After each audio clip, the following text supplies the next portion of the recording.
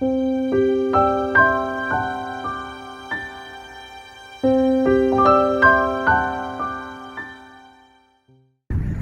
à tous.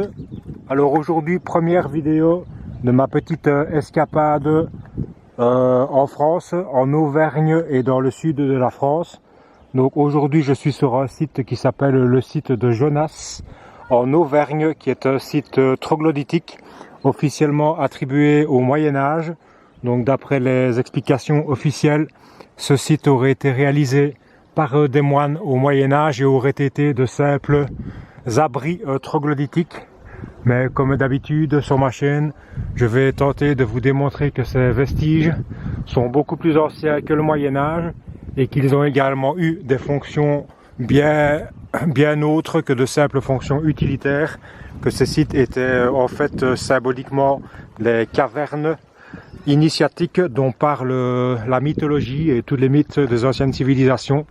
Dans les mythes des anciennes civilisations, on parle beaucoup de cavernes en tant que lieu d'initiation, en tant que lieu de mort et de renaissance. Donc je vous fais un petit panorama depuis l'entrée de ce site.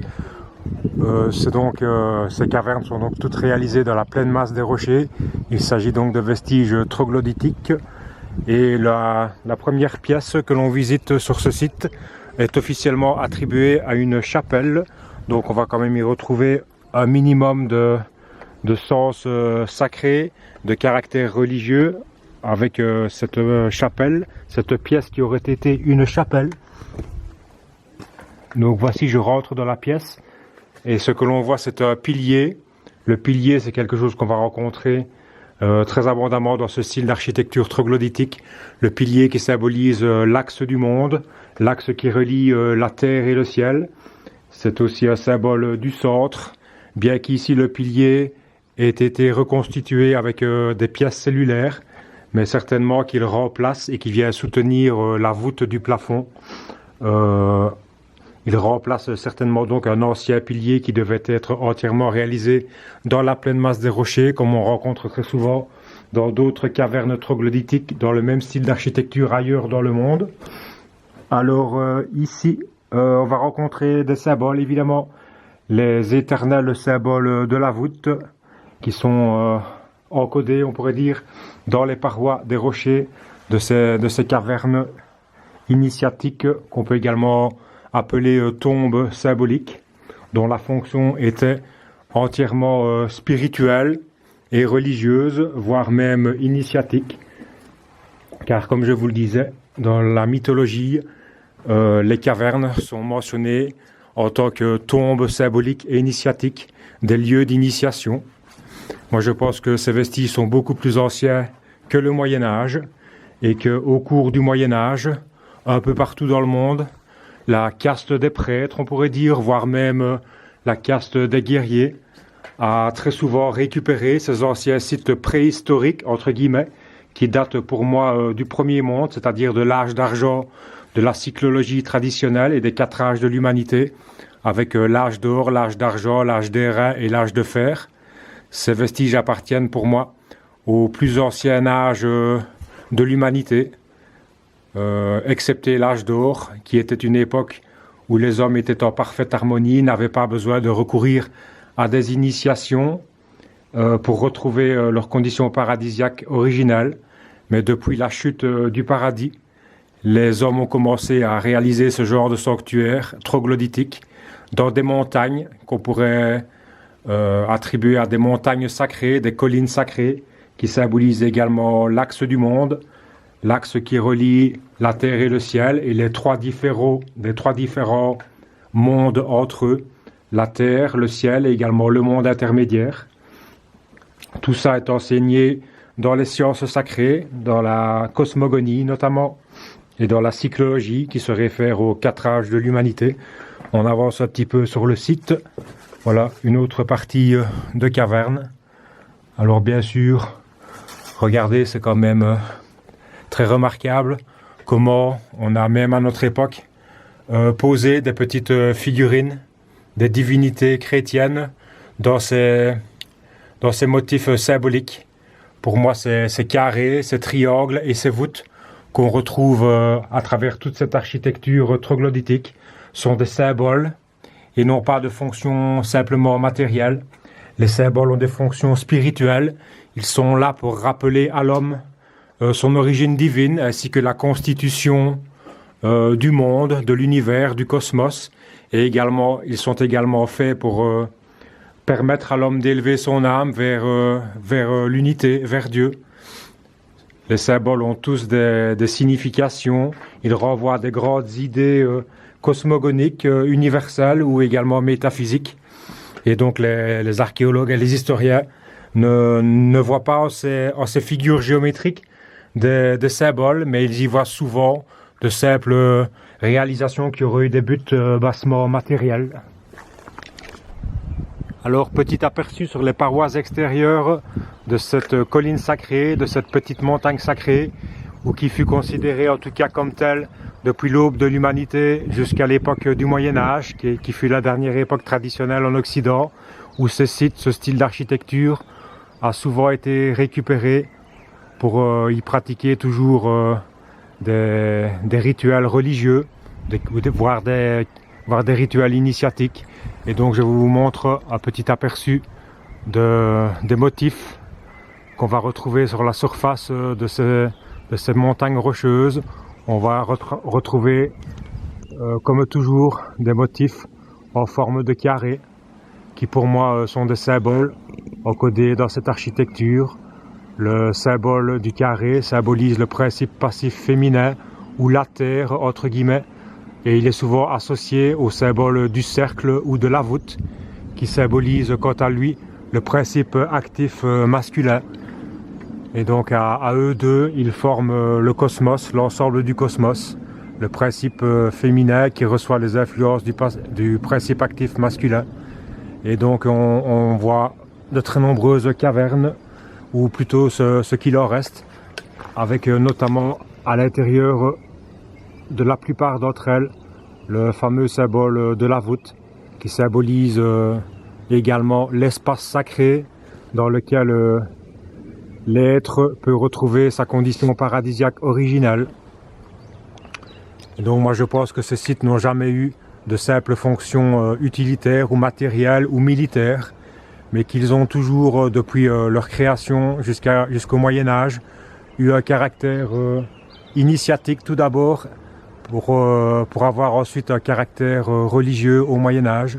Ces cavernes sont des cavernes cosmiques, des cavernes initiatiques, des tombes symboliques, mentionnées à travers tous les mythes, comme lieu d'initiation, de lieu de mort et de renaissance initiatique, où les candidats à l'initiation, on pourrait dire les ermites de l'époque préhistorique entre guillemets, méditaient, essayaient de rentrer profondément en méditation, de plonger profondément à l'intérieur d'eux-mêmes pour y rechercher la vérité à travers des processus d'initiation. Donc je vais continuer cette visite en passant à une prochaine salle. Je suis maintenant dans une autre salle qui pour moi est une caverne qui a été réutilisée au cours du temps et surtout au Moyen-Âge, une époque où il y a eu des ajouts cellulaires bien souvent, donc des ajouts réalisés avec des blocs de petite taille pour créer notamment par exemple ces colonnes qui n'étaient sûrement pas là à l'origine et qui ont été rajoutées simplement durant l'époque du Moyen-Âge, donc qui correspond au cycle de l'âge de fer, qui est toujours le cycle cosmique actuel. Donc on peut voir dans ces vestiges deux différents types d'architecture correspondant respectivement à deux différentes périodes de l'humanité. Les plus anciens vestiges réalisés directement dans la pleine masse des rochers et datant du premier monde, de l'âge d'argent, et des ajouts cellulaires ultérieurs datant de l'âge de fer, réalisés par les premiers chrétiens, on pourrait dire, du début de l'âge de fer, qui avaient reconnu le caractère sacré de toutes ces cavernes troglodytiques proto-historiques et qui sont venus y ajouter leurs propres ajouts, avec notamment des ajouts architecturaux en pièces cellulaires et également des fresques magnifiques que je vais essayer de vous montrer un petit peu à l'image ici, qui dépeignent évidemment des scènes représentées dans la Bible, dans le mythe chrétien, avec bien évidemment la figure du Christ, qui est, on pourrait dire, un symbole anthropomorphisé du centre, de l'esprit, de l'être, du verbe aussi. Donc c'est un principe initiatique auquel on a donné une figure humaine à partir d'une certaine époque pour que ce principe justement soit toujours, malgré la chute de l'humanité, plus ou moins compris par l'humanité du cycle actuel. Donc on a mis des figures humaines à des grands principes cosmogoniques, métaphysiques et initiatiques au cours du temps, car au début de l'humanité, il n'y avait pas de divinité anthropomorphisée, il y avait seulement des symboles géométriques et numériques dans l'architecture sacrée, tandis qu'ici, on voit les premiers chrétiens qui sont venus ajouter de magnifiques fresques sur les parois de ces cavernes troglodytiques proto-historiques. On peut trouver ce genre de fresques dans beaucoup d'autres endroits du monde. Je pense notamment beaucoup en Turquie, mais également par exemple dans certains domus de Janas, de Sardaigne. Alors, on peut également faire une analogie entre le nom de ce site des grottes de Jonas en Auvergne avec plusieurs mots, avec notamment le mot de Janas dans Domus de Janas en Sardaigne. On peut également faire le lien entre Jonas et Janus, qui est une divinité romaine qui renvoie à un principe initiatique également.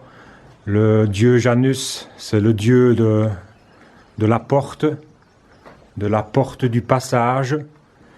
Le passage qu'on le retrouve également dans le mythe de Jonas et de la baleine, dans le mythe chrétien, où Jonas justement est avalé dans la baleine, et la baleine, on peut l'associer justement à la caverne initiatique, dans laquelle séjourne le candidat à l'initiation, dans le but de mourir à lui-même, à sa partie individuelle, au petit moi temporaire, afin de renaître à sa partie universelle et divine, au soi supérieur et éternel.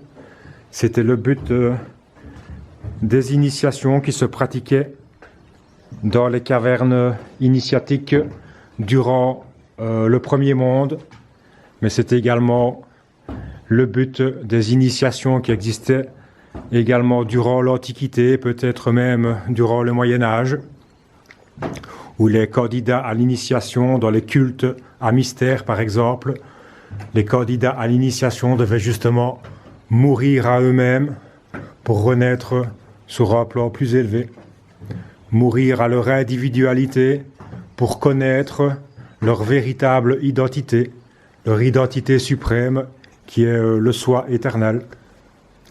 Donc voilà, j'ai fait le tour de cette caverne proto-historique, d'origine proto-historique, récupérée donc par les premiers chrétiens au Moyen-Âge, qui sont venus y ajouter leurs propres ajouts, des colonnes, de magnifiques fresques. On y retrouve les habituels symboles géométriques encodés dans ce style d'architecture qui, je vous le rappelle, existe un peu partout dans le monde.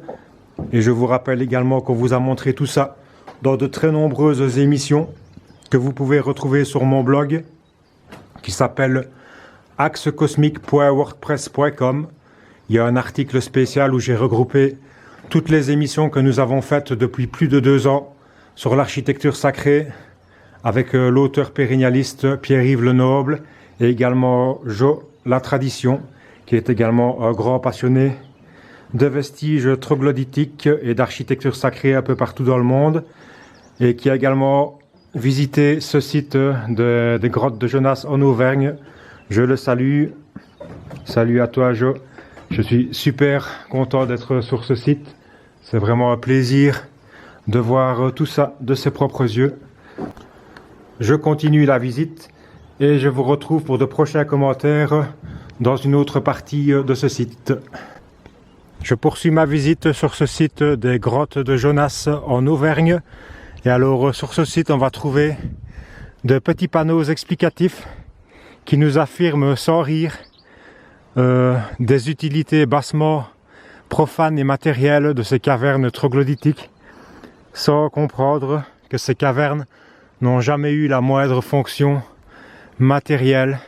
Et on retrouve là la mentalité moderne matérialiste des historiens et des archéologues qui attribuent à ces vestiges des fonctions matérielles similaires aux activités matérielles de l'homme moderne et profane, car ils ne sont plus capables de reconnaître le sacré, et surtout ils ne sont plus capables de reconnaître la symbolique qui est encodée dans tous ces vestiges troglodytiques un peu partout dans le monde. Et c'est pour ça qu'ils attribuent très souvent de simples fonctions matérielles et utilitaires, comme si les anciens avaient eu la même mentalité que l'homme moderne, sans comprendre que tout au cours du temps, les hommes se sont de plus en plus éloignés de Dieu et du principe en termes métaphysiques, et donc ils ont eu de plus en plus de mal à reconnaître le sacré. On pourrait même dire que l'homme moderne a carrément perdu le sens du sacré, et on le voit justement avec ces interprétations ridicules des archéologues et des historiens profanes qui ne voient en ces vestiges que des vestiges qui auraient eu de simples fonctions matérielles et utilitaires, alors que la fonction originelle de ces vestiges a toujours été spirituelle et initiatique. Ces vestiges, ces cavernes sont réalisées à l'intérieur même de montagnes sacrées, de collines sacrées, qui étaient des hauts lieux, considérés comme des hauts lieux pour tous les hommes des sociétés traditionnelles et prémodernes, qui avaient encore le sens du sacré. Il n'y a que les archéologues et les historiens de notre époque, profanes et matérialistes, qui ont été capables d'être assez sots pour attribuer de simples fonctions matérielles à de tels vestiges. Ils ont complètement perdu le sens du sacré, et comme je vous le disais, ils sont devenus complètement incapables de reconnaître des symboles fondamentaux de la science sacrée, tels que le cercle, le carré, la voûte, le pilier, que l'on retrouve à chaque fois dans ce style d'architecture troglodytique, avec toujours ces portes d'entrée, avec des réalisations qui semblent avoir été faites, comme je vous avais déjà montré ça dans beaucoup d'autres émissions. Je me souviens notamment de beaucoup de cavernes dans le Latium d'Italie ou également en Sicile, où les portes d'entrée semblent contenir des réalisations qui auraient eu pour fonction de poser une porte en pierre, certainement pour fermer hermétiquement les cavernes d'initiation durant les rituels d'initiation. La vie de ces anciennes humanités proto-historiques était entièrement tournée vers le sacré. Les hommes des sociétés traditionnelles savaient qu'ils étaient déchus d'une condition paradisiaque originelle, et ils ont créé tous ces sanctuaires avec leur vision symboliste, en comprenant bien que la montagne était comme un axe du monde, un axe qui relie l'homme à Dieu, l'homme à son origine divine, et spirituel et immatériel. Et il cherchait à communier avec ce principe originel à travers la réalisation de ces vestiges troglodytiques et des pratiques rituelles qui s'y pratiquaient depuis l'aube de l'humanité. Voilà, je vous offre un magnifique aperçu au pied de cette magnifique montagne symbolique et initiatique d'origine proto-historique et probablement, mais finalement on n'en est même pas certain, réutilisée par les peuples de l'Antiquité. Oui, ce qui est certain quand même, c'est que, en tout cas, ces sites ont été réutilisés par les premiers chrétiens du Moyen-Âge, mais durant l'Antiquité classique, entre guillemets, on ne sait pas trop. Il y a plutôt des réutilisations de ces sites qui ont été faites durant le Moyen-Âge, ça c'est certain, vu qu'on va y trouver énormément de fresques qui ont été rajoutées à cette époque sur les parois de ces collines. Et comme toujours, ces vestiges sont très détériorés. On voit ici, au pied, on pourrait dire, de la colline sacrée, des morceaux de rochers qui se sont effondrés au cours du temps. Et c'est pour ça que ce qu'on voit encore ne sont plus que des restes de cavernes dont des parties extérieures se retrouvent à notre époque au sol avec des morceaux de rochers qui se sont effondrés. Mais à l'origine, ces cavernes devaient sans doute être entièrement dans le noir, entièrement à l'intérieur de la colline. Et le noir, l'obscurité, servait justement à des principes initiatiques, car le candidat à l'initiation doit d'abord traverser les ténèbres, entre guillemets, afin de rechercher la lumière. Mais la première étape de tout processus initiatique est une descente aux enfers, entre guillemets, et donc une plongée dans l'obscurité, au fin fond des entrailles de la terre-mère, mais aussi au fond de son être, afin de mieux se connaître, pour dépasser le domaine individuel et souder l'âme, notre partie individuelle, à son origine universelle, à l'esprit. Donc voilà, je vais un peu continuer la visite. Ici on voit ce qui ressemble à une espèce de petite cheminée qui surmonte une petite caverne. Et ça, c'est quelque chose que j'avais déjà pu voir notamment dans des cavernes du Latium d'Italie, où on voit comme ça une espèce d'axe, de symbole vertical, justement qui fait le lien, le pont entre la caverne et le ciel, on pourrait dire. La caverne qui représente le domaine individuel et le ciel qui symbolise le domaine universel. Et cette petite cheminée, entre guillemets, ce symbole vertical, symbolise justement le monde intermédiaire, le lien entre la terre et le ciel, le mundus imaginalis. Je vais rentrer à l'intérieur de cette caverne pour vous montrer justement ce magnifique symbole de verticalité, symbole d'union entre la terre et le ciel, encodé dans l'architecture troglodytique du premier monde, avec cette magnifique vue sur l'Auvergne et ces magnifiques anciens volcans éteints, superbe région. Et ces sites sont donc très souvent implantés au cœur même, au centre de régions magnifiques, avec de superbes paysages qui les entourent. Ce sont des lieux où on vient trouver la paix, l'harmonie, l'équilibre, l'union avec le divin, par un travail sur soi, un travail d'introspection. C'était du moins la fonction de ces cavernes à l'origine. Et ici on va retrouver de l'ameublement soi-disant médiéval, puisque oui, pour les historiens, l'origine de ce site est médiévale.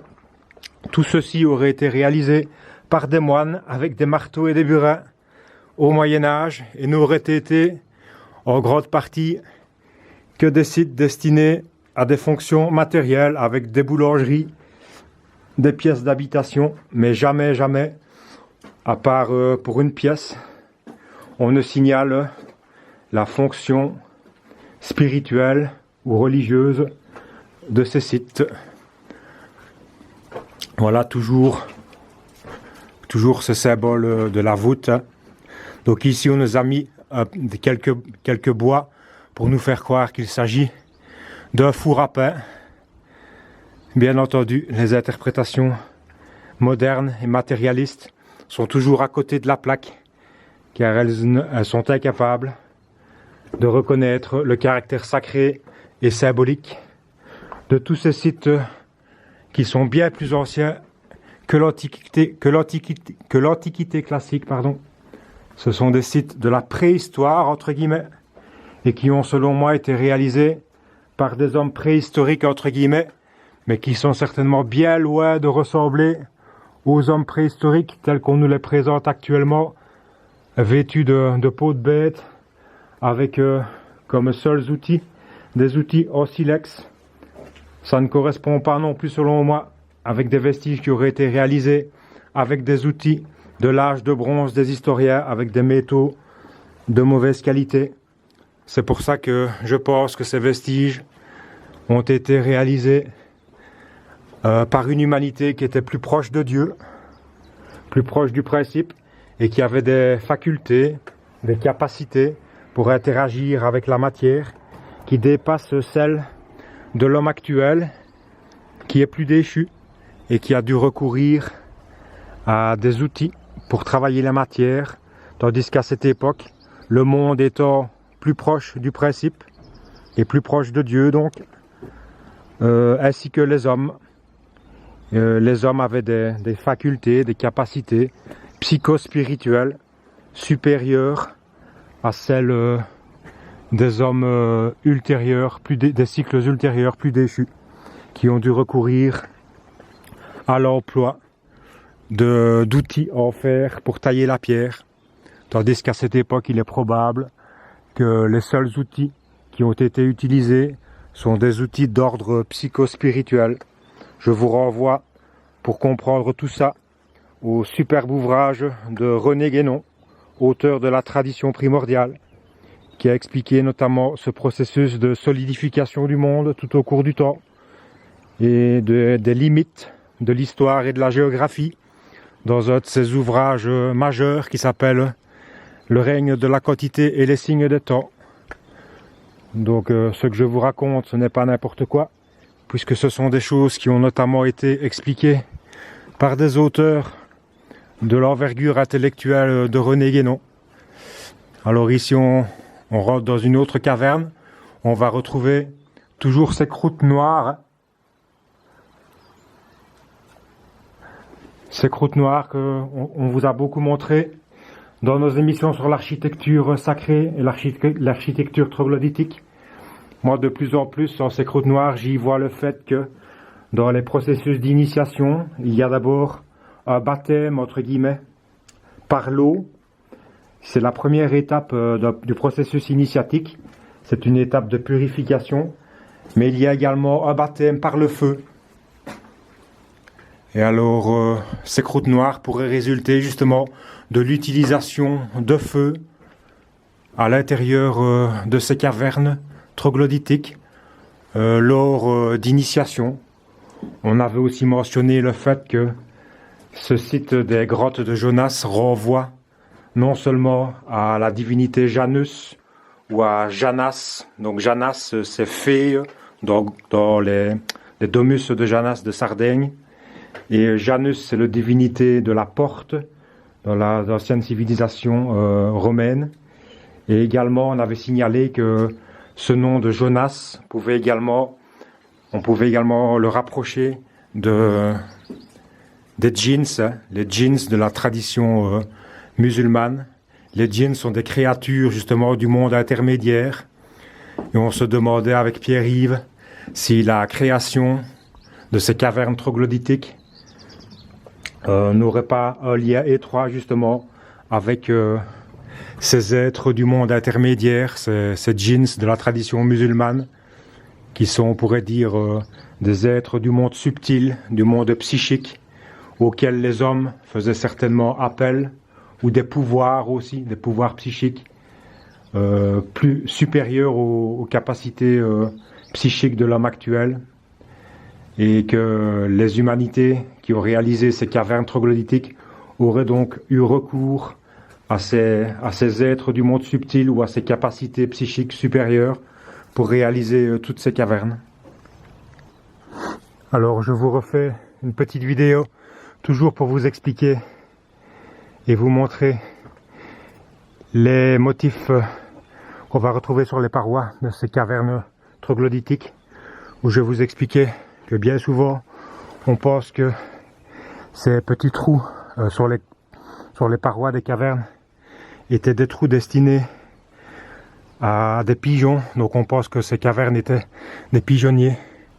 Moi je pense que ces motifs, ces trous sur le côté, sont plutôt des motifs symboliques, symbolisant justement le carré qui symbolise la terre, surmonté par la voûte qui symbolise le ciel.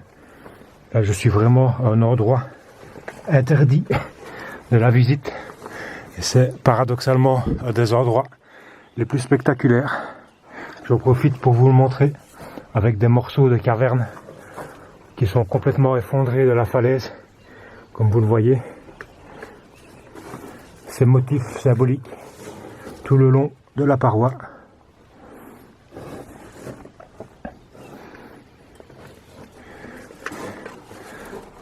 Et une petite fenêtre sur laquelle on voit le massif d'Auvergne avec ses volcans éteints. Magnifique région, superbe caverne ici en Auvergne, sur le site des grottes de Genasse. Voyez ces impressionnants effondrements qui ont lieu tout au cours du temps et qui démontrent l'extrême ancienneté de ce style d'architecture, car ces effondrements, c'est quelque chose que l'on peut retrouver un peu partout dans ce style d'architecture, quel que soit d'ailleurs le style de roche dans lequel il se trouve. C'est vraiment un style de vestige très ancien, et pour moi, c'est le plus ancien style de vestige de l'humanité, qui a été réalisé non pas durant le Moyen-Âge, non pas durant l'Antiquité classique, mais durant la préhistoire entre guillemets, mais une préhistoire qui ne correspond pas à celle des historiens et des préhistoriens. Non seulement nos ancêtres n'étaient pas des sortes de singes évolués, sachant à peine parler, mais c'étaient des êtres très spirituels, entièrement tournés vers l'esprit, et qui étaient capables de réaliser des choses que les humanités de cycles ultérieurs n'ont plus été capables de faire avec eux de la même manière. Donc on s'imagine mal des hommes préhistoriques réaliser tout ceci à l'aide d'outils en silex, et on ne se les imagine pas bien non plus réaliser tout ceci avec des outils en bronze ou en fer de mauvaise qualité durant l'Antiquité ou le Moyen-Âge. Ces sites sont bien plus vieux et avaient des fonctions purement et seulement initiatiques à l'origine.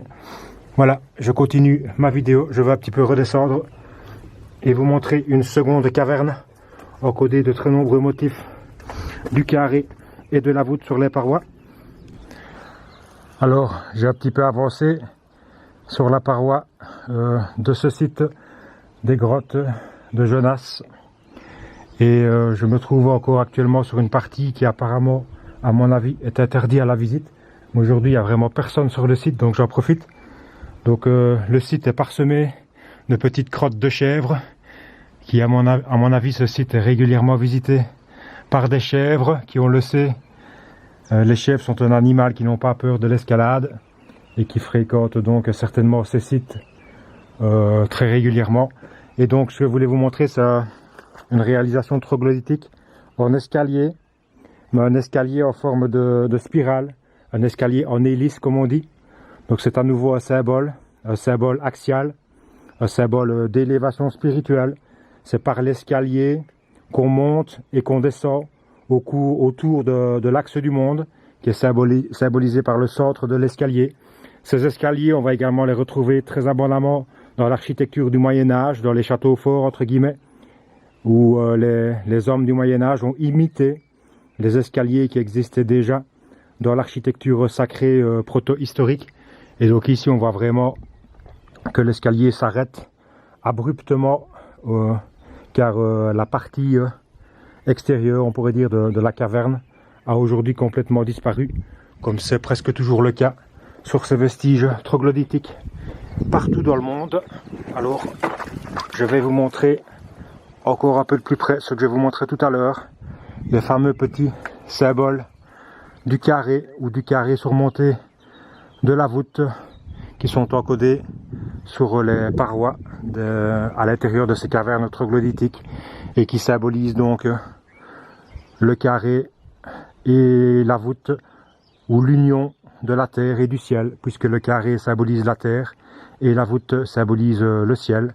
Et quand on le retrouve assemblés ensemble, réunis ensemble, il symbolise donc l'union de l'âme à l'esprit, l'union de la terre et du ciel. Voilà, je vais essayer de redescendre en faisant très attention. Et je vous retrouve un peu plus loin pour sans doute terminer la visite de ce site fabuleux. Je poursuis la visite de ce site des grottes de Genasse en Auvergne pour vous montrer ici vraiment un magnifique symbole. C'est le symbole, une nouvelle fois, de l'axe du monde, l'Axis Mundi, avec un escalier qui se trouve à l'intérieur du rocher, un escalier en hélice qui symbolise justement l'élévation ou la descente autour d'un axe, donc la montée vers les états supérieurs de l'être ou la descente vers les états inférieurs de l'être, avec ici une porte d'accès en bas et également 3 fenêtres entre guillemets qui pourraient symboliser, selon moi, les 3 mondes de la cosmogonie, c'est-à-dire le monde terrestre, le monde intermédiaire et le monde céleste au niveau macrocosmique, tandis qu'au niveau microcosmique, ça peut symboliser le monde physique, le monde psychique et le monde spirituel. C'est ainsi que percevaient le cosmos les hommes des civilisations traditionnelles et prémodernes. Ils avaient une vision tripartite du monde, avec donc la cosmogonie des 3 mondes et ces 3 différents niveaux du monde, du cosmos, qui ne sont pas séparés mais étroitement reliés le long d'un axe vertical qui relie le monde le plus bas, le plus grossier, au monde le plus élevé et le plus subtil, par l'intermédiaire d'un monde intermédiaire. C'est la vision du monde, la cosmogonie universelle de toutes les anciennes civilisations. Et cela a été expliqué brillamment par beaucoup d'auteurs qui avaient bien reconnu et compris la vision du monde exprimée dans la mythologie, mais également dans l'art et l'architecture de toutes les anciennes civilisations traditionnelles et prémodernes. Donc je vais un peu emprunter cet escalier, cet axe du monde qui relie la terre et le ciel. Donc vous voyez ici encore un petit panneau explicatif avec les attributions complètement délirantes des historiens qui attribuent à cette pièce, à cette caverne, une fonction de cuisine. C'est complètement dingue.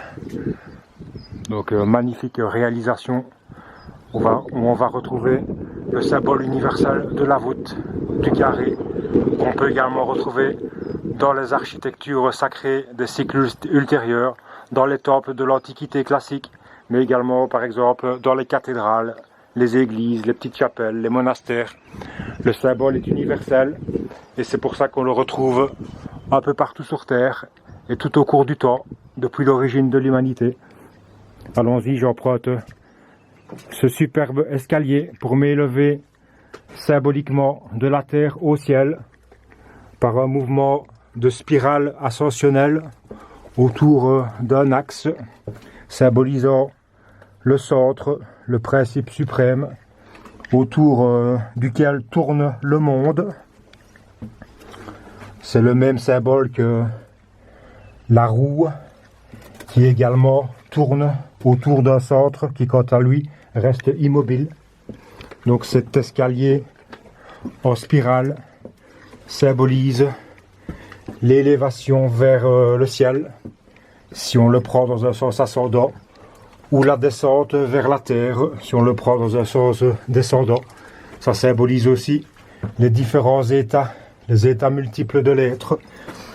Et cet escalier, je me demandais parfois, parce que je l'avais déjà vu dans d'autres sites troglodytiques, notamment en Alsace, et je me demandais si ce n'étaient pas des ajouts qui auraient été réalisés au Moyen-Âge. Mais finalement, je ne pense pas. Je pense que ces escaliers en spirale ou en hélice font partie pleinement de l'architecture troglodytique du premier monde. Par contre, on va également retrouver ce style d'escalier réalisé avec des blocs au cours du Moyen-Âge. Donc une petite pièce ici, adjacente à cette montée dans l'escalier, où on va retrouver des sortes de petits canaux qui avaient peut-être comme fonction de faire s'écouler de l'eau durant les rituels d'initiation, avec ici ce qui pourrait ressembler soit à un petit bassin ou peut-être un siège. J'y vois plus une sorte de petit bassin, pardon. Alors, on nous explique qu'il s'agit d'une latrine qui avait pour but les notions d'hygiène présentes au Moyen-Âge. Alors, oui, si on veut, peut-être que ces vestiges ont été réutilisés au Moyen-Âge, mais leur fonction a changé tout au cours du temps, et d'une fonction purement rituelique, initiatique et spirituelle originelle, les fonctions ont pu dériver vers des fonctions de plus en plus utilitaristes et matérielles au Moyen-Âge. Donc je retourne vers cet escalier en colimaçon et on va encore un peu monter, voir ce qui nous attend un peu plus haut, avec toujours ces fenêtres. Là je suis au sommet de l'escalier. Et sans doute, et même c'est certain, à l'origine cet escalier montait vers le sommet de la montagne sacrée, le sommet qui symbolise justement le principe ou Dieu en termes théologiques. Et donc cet escalier était un escalier initiatique qui servait à la pratique de rituels d'initiation et à rappeler également aux hommes des principes cosmogoniques, mais aussi initiatique, comme quoi le monde, mais également l'homme, fait partie du monde manifesté, et que tout ce cosmos, ce monde manifesté, tourne autour d'un centre, un principe immuable qui, quant à lui, n'est pas manifesté, il est immatériel, non manifesté. Alors, une autre petite pièce qui s'étendait vers la gauche. On va retrouver encore un autre escalier, semble-t-il. Ça, je découvre, j'étais complètement ignorant de ce fait. Allez, on va voir vers où ça mène, vers le sommet bien évidemment, mais un sommet qui a disparu aujourd'hui avec le temps et l'usure, la dégradation de tous ces vestiges troglodytiques incroyables, magnifiques, vestiges symboliques, initiatiques, rappelant à l'homme sa condition d'être déchu et lui rappelant qu'il devait faire des efforts pour s'élever vers le principe, et que ces efforts, il devait notamment les rechercher en lui-même, par introspection dans les cavernes. Ici encore, Une belle petite propagande des historiens qui nous font croire que ce site avait des fonctions bassement militaires ou bassement matérielles, sans comprendre que ces vestiges sont beaucoup plus anciens et que leur fonction était purement spirituelle, initiatique ou religieuse, mais aucunement militaire ou matérielle. Voilà, je reviens pour finir d'ascensionner l'escalier en hélice, magnifique, avec toujours ces rebords le long des portes qui semblent attester qu'à l'origine des énormes blocs en pierre sans doute venaient se poser pour fermer hermétiquement les multiples cavernes que l'on retrouve le long de l'ascension de cet escalier en hélice et qui pourraient symboliser justement ces différents états d'être, ces différentes stations de sagesse, on pourrait dire, durant l'ascension initiatique le long de cet escalier. Voilà, l'escalier ici se termine ici, ne va donc pas jusqu'au sommet, mais se termine dans une magnifique caverne encodée du symbole qui désormais nous est très familier si vous avez suivi toutes nos émissions sur l'architecture sacrée, le symbole que j'associe à un symbole fondamental de la science sacrée, symbole réunissant à la fois le carré ou le rectangle surmonté de la voûte, donc de l'union entre la terre et le ciel, l'union entre l'homme et Dieu ou l'union entre l'âme et l'esprit. Voilà.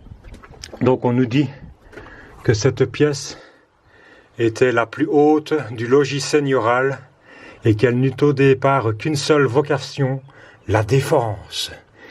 Et oui, et non, messieurs les historiens, il y a quelque chose de fondamental qui vous échappe vraiment, c'est le caractère sacré et spirituel et religieux de ces vestiges qui n'ont jamais eu, sauf peut-être durant le Moyen-Âge, une fonction militaire, mais qui avaient uniquement une fonction spirituelle et même initiatique à leur origine.